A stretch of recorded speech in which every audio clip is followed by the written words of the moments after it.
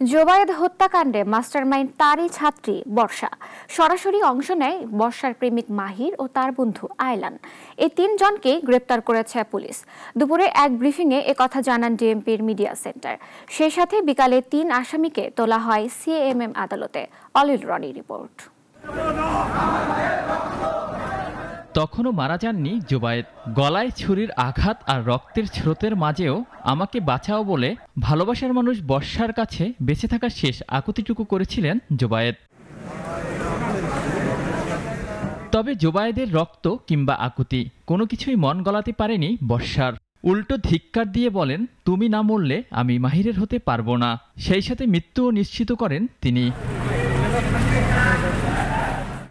মাহিরের সঙ্গে প্রেম করলেও জোবায়েদের সঙ্গে পরিচয়ের পর তার প্রেমে পড়ে বর্ষা।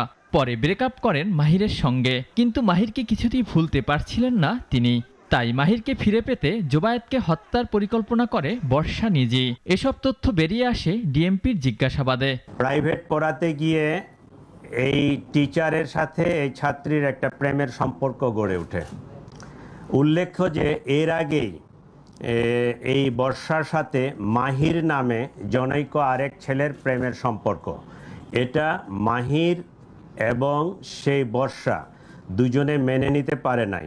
বর্ষার পরিকল্পনা অনুযায়ী জোবায়েদকে হত্যা করার তারা সিদ্ধান্ত নেয়। তবে এ ঘটনায় রাজনৈতিক কোনো সংশ্লিষ্টতা নেই জানিয়ে ত্রিভুজ প্রেমের বলি হয়েছেন জোবায়েদ বলে জানান ডিএমপির মিডিয়া সেন্টার। কমপ্লিটলি ত্রিভুজ প্রেমের কাহিনী, এটাকে রাজনৈতিক কালার দেওয়ার কোনো সুযোগ নাই বা আমরা ওইদিকে তেমন কিছু পাইও নাই।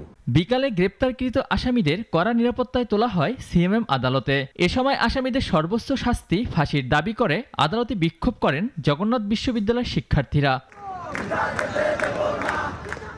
অলিউল রনি, নাগরিক, ঢাকা।